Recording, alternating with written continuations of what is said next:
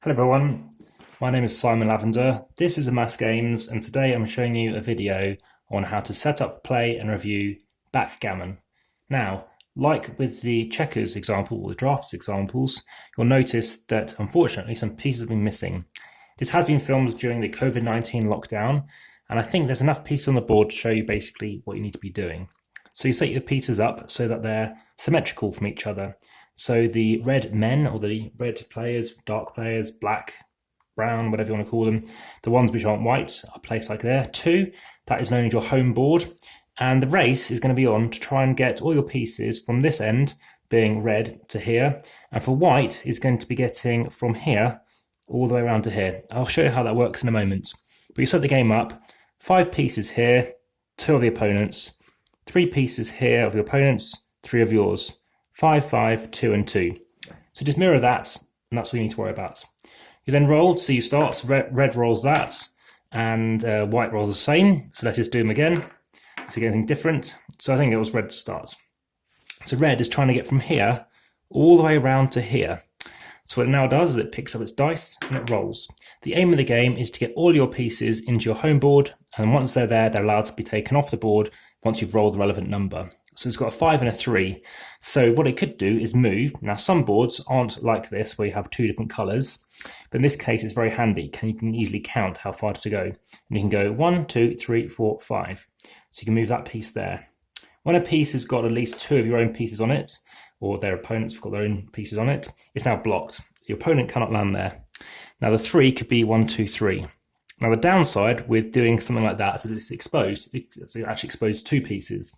So then what happens is the other opponent's turn, and they roll 2 or 6 or whatever. Just imagine they roll something relevant to knock this piece off. What happens is firstly it can move 1, 2, 3, 4, 5, 6. It can't roll 6 because it's blocked, so it'd have to roll like a 2, and then something else would be a 6. But imagine what it did was it somehow landed, in fact that would be a 6, all the way down here. This comes off, and this would normally go on a different kind of board, like a wooden board. On the hinge, this is known as the bar. Now when it's red's turn, which it is now, it now has to come back on here. It starts in its original space, so not in where it's trying to get to. It starts down here, and it can either go 2 or 5, and then it has to do the 5 somewhere else. It's probably best to do that, 2 and 5, because it goes 1, 2, 3, 4, 5, and now it's safe. So that piece is safe. If any of your pieces exposed, you're going to have to reset. So you're trying to bunch your pieces together.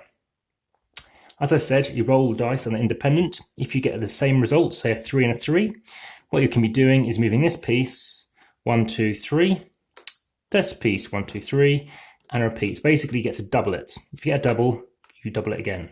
So it allows you to move more pieces around quickly. It's a very good thing to have. This game, in terms of luck, is about 4 out of 5. In terms of strategy, I think it's ranked about 2 out of 5. And in terms of complexity, about 1 out of 5. So that's doubles explained. Now, if you can't go, then you can't go. For example, what could happen is you've got your pieces here, and suddenly now red has blocked up loads of these spaces. And you happen to roll, so white rolls, let's say they rolled a 1 and a 2, or 3 3s, or sorry, obviously 2 3s. Then they've wasted all of that because they're on the bar, they got knocked off, and now they can't get back out. So imagine, that happened. Then white has to go on the bar, then its turn, it must move this piece off first, and it resets to come round. If you have all your pieces now over here, as I mentioned earlier, so suddenly red's pieces are all over here, and it could be wherever you want to stick them, maybe what's moved off. You've done that, you simply roll, and so this piece can come off the 6, and anything, obviously 2 or 1, that can come off 2. Now, if you take all your pieces off and you do that before your opponent, you win. If you do it and your opponent hasn't taken anything off, that's called a gammon, if they're all in their own space in this section. And finally, if you do it, so it's worth 2 times the amount of normal points in a victory. And finally, if you happen to do it whereby your piece, whereby the opponent's piece is still on the bar or starts to come into play, then that's called a backgammon, and it's worth triple points. So backgammon, when I played it years ago, I kind of gave it 6 out of 10. It was interesting, and blocking is very important. Making sure you have doubles is very important. Blocking the home board, so it reduces spaces to come out for your opponent, is very important too. And my ranking during COVID-19, playing online in terms of my belief in what I thought the game was worth as a game, it became sort of 9 out of 10. It's since dropped back down to a 6, I guess, because of that luck. Strong players can lose to weak players. And especially online, everyone said, oh, there's too many doubles occurring. But this is a game that I think, if you haven't played, this is a very old game. This is from about 3,000 years BC, so, or however you wish to call it these days. So it's about 5,000 years old. It's one of the oldest games around, and the ones that are still played today in particular, and in this sort of modern era. And I've seen people who I've worked with who are from Turkey and is playing there, and had loads of people, loads of like old men in particular, watching it, and became very fascinated. So this is just an overview. If you think I've made any mistakes or something, check the descriptions in case I've had to re-clarify something. I'm only hearing my voice, so if I want to hear yours, please put something in the comments as well.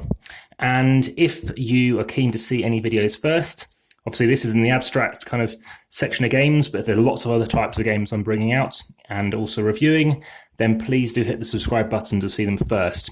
There's lots of games coming from Spain, UK, Germany, Poland, America, and there's one other country I can't name right now, I can't remember.